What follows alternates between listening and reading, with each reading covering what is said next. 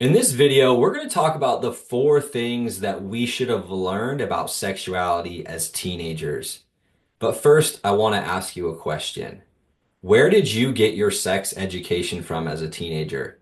Did you get an adequate education in the school system? Did your father mentor you in any way, pass down any wisdom? If you're like most men, you didn't receive an adequate education from anywhere. And what you had to do was make things up along the way. And what most teenagers do is make things up through their personal experiences, through their conversations with other teenage boys, or like the growing number of men today, you received your education from porn. And we know that those videos are not made for education, they're made for clicks. My name's Ian Wood, and for the last 25 years, I've been connected to men's personal development. My father introduced me when I was 13 years old. And for the last 10 years, I've been staffing men's personal development weekends all over the world and talking about sexuality. And in this video, I want to dive into the 4 things that we needed to know as men. Stay to the end of the video because which one of these 4 had the most impact in your life is going to give you information of where to place your attention. The first thing that we need to understand about relationship with sexuality is that most of us as teenagers, our minds made up stories. That's what the mind does when it doesn't have adequate information. It puts together what I like to call a Frankenstein of information, and it makes up stories. It makes up stories about what sex is. It makes up stories about ourselves, and it makes up stories about others, about relationship.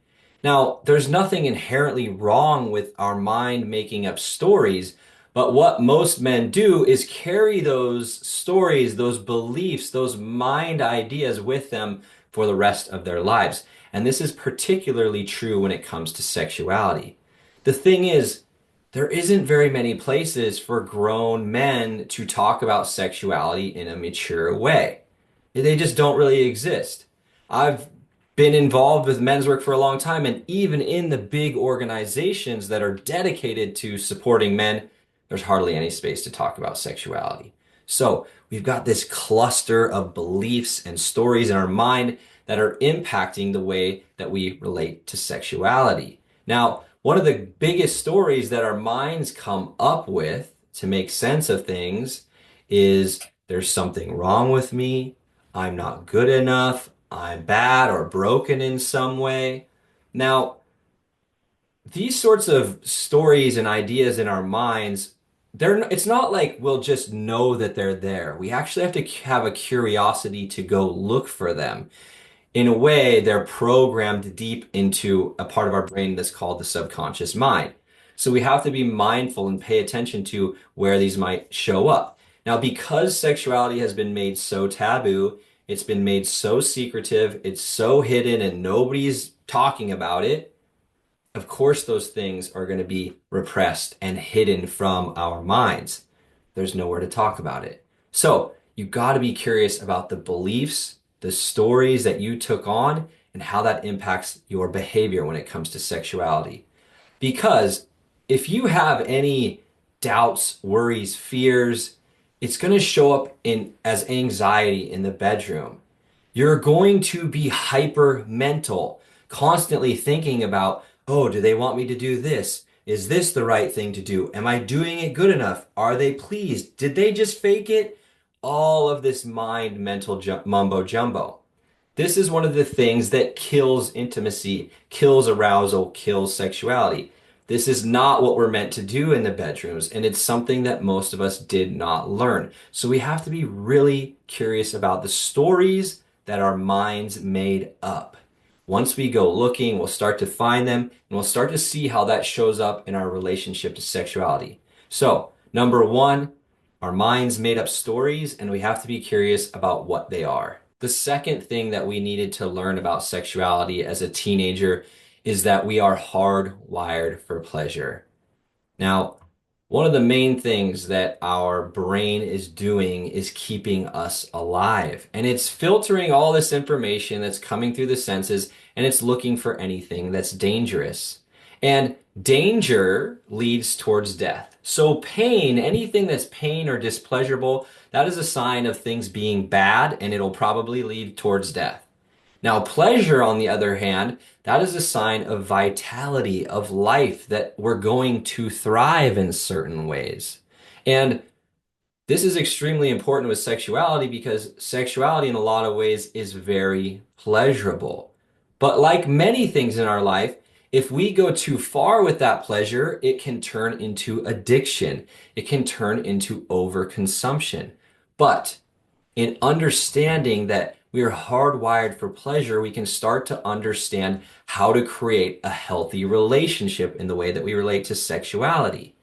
Now, not only are we hardwired for pleasure, we're hardwired to procreate. So we have procreation and pleasure, two things that we're very hardwired for, put together. And of course, this is something that is on a lot of men's minds. There's a lot of potential here for us to utilize these powerful hormones and energies in a productive way. Now, you are not alone in whatever you're facing with sexuality. The fact is, most men are facing some challenge when it comes to sexuality and intimacy.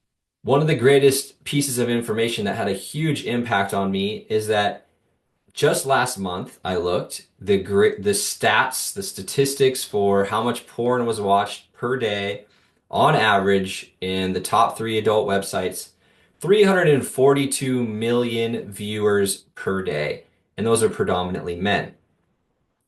We know that sex is important.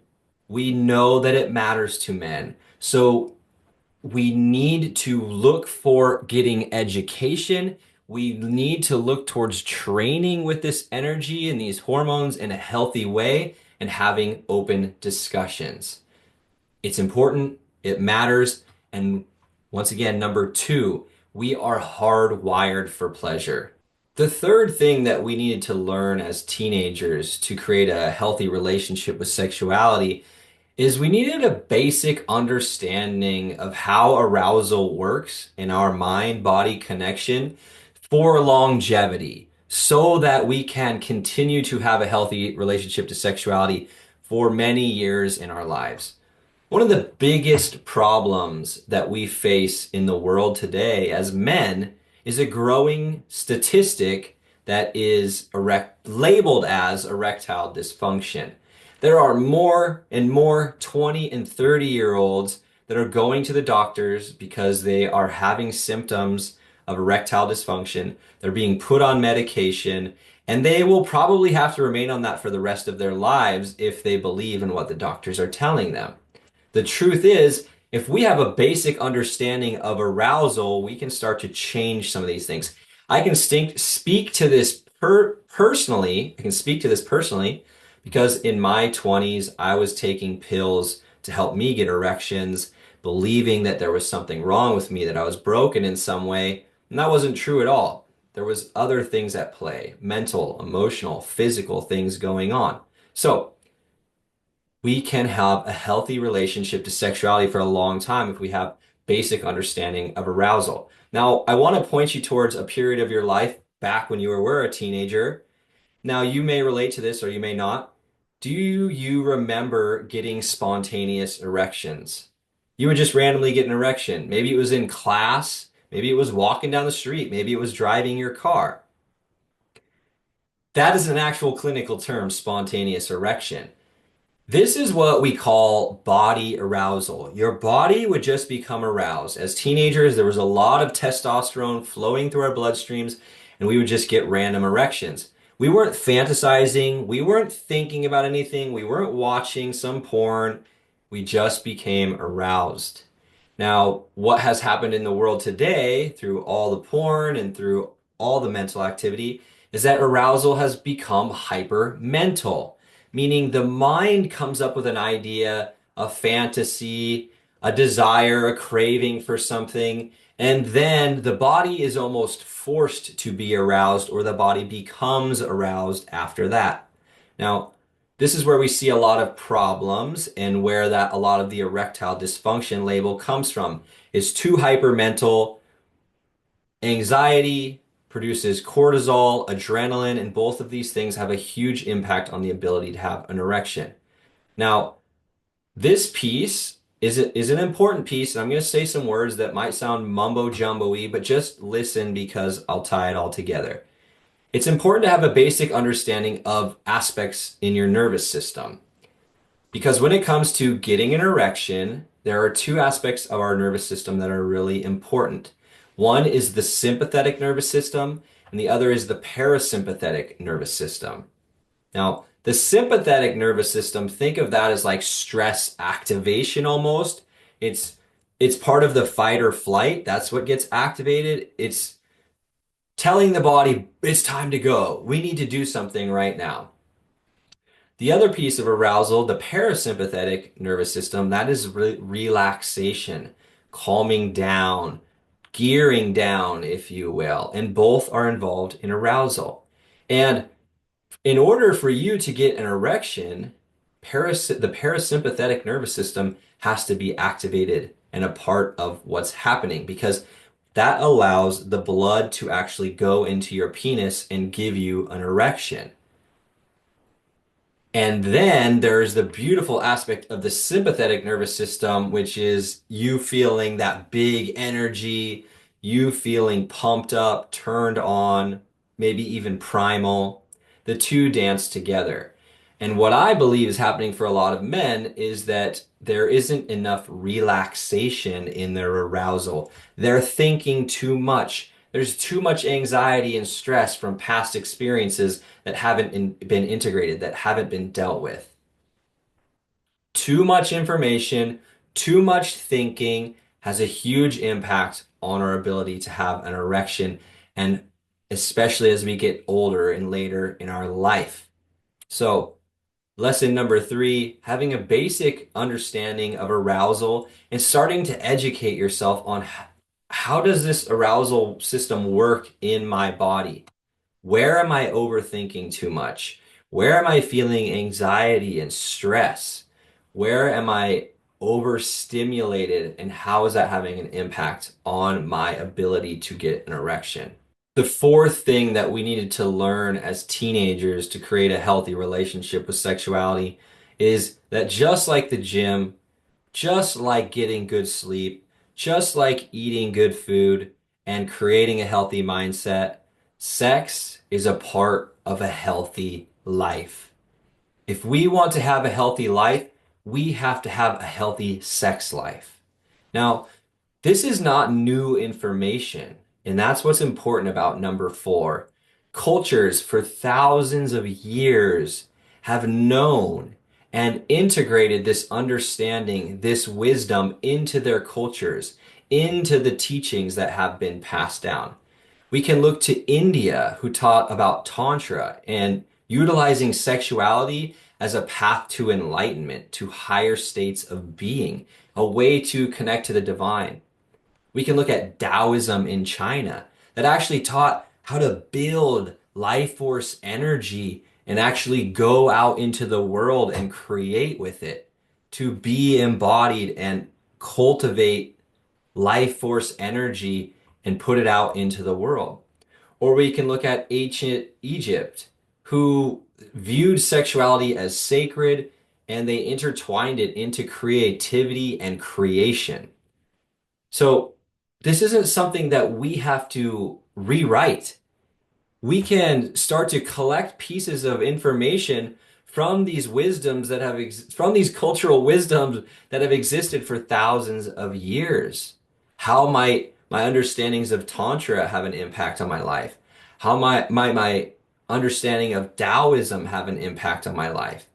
How might me looking at Egypt, looking at it as a sacred way, have an impact on my life and my relationship to sexuality? Because ultimately, a large part of this is building personal power as men, testosterone, sexual energy. There is a lot of power there and energy that we can utilize and create the life that we want to create for ourselves. So, number four, sex is part of a healthy life. just like going to the gym, just like getting good sleep, just like eating good food. When we have a sex life that is healthy and balanced and serves us, that's going to lead to a healthy lifestyle. So let's review these four. Number one, our mind made up stories. When we didn't have proper mentorship, when we had inadequate education, our mind had to just piece information together and make things up. And as adults, we're probably still operating from some of those stories. Some of those stories are impacting our behaviors and our habits and our patterns. It's important we get curious about what they are. Two, we're hardwired for pleasure and we're hardwired to procreate.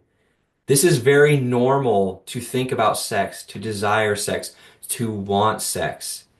It is deeply ingrained in us. And when we start to realize it's normal, we can start to let go of any stories of us being wrong or bad or any negative judgment. We are hardwired for pleasure. The third thing we needed to learn is a basic understanding of arousal, the parasympathetic nervous system, the sympathetic nervous system, understanding our body, relating to it in a healthy way so that we can have a healthy sex life for the rest of our life. The fourth piece is that just like eating good, just like exercising, just like getting sunlight, having a healthy relationship with sexuality is needed for a healthy life. It's up to you as an adult to now create that healthy relationship. If you've never spent time doing this, I can almost guarantee you're operating off of beliefs and behaviors that were established when you were a teenager.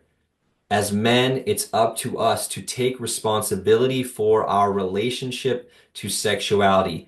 These four things, you can take them, start to go down individual paths. You can start to learn for yourself other things about these things. And of course, I'm here. If you want to work with me, I do one-on-one work. I do group trainings. I'll share more about those things in the future. Continue enjoying this content. Continue to educate yourself because I believe how a man relates to his sexuality, how a man relates to himself and another person in the bedroom is how he relates with the world outside of the bedroom. And if we want to be in our power, if we want to be confident, if we want to stand tall, we can look at how we behave in the bedroom, and that will change every area of our life.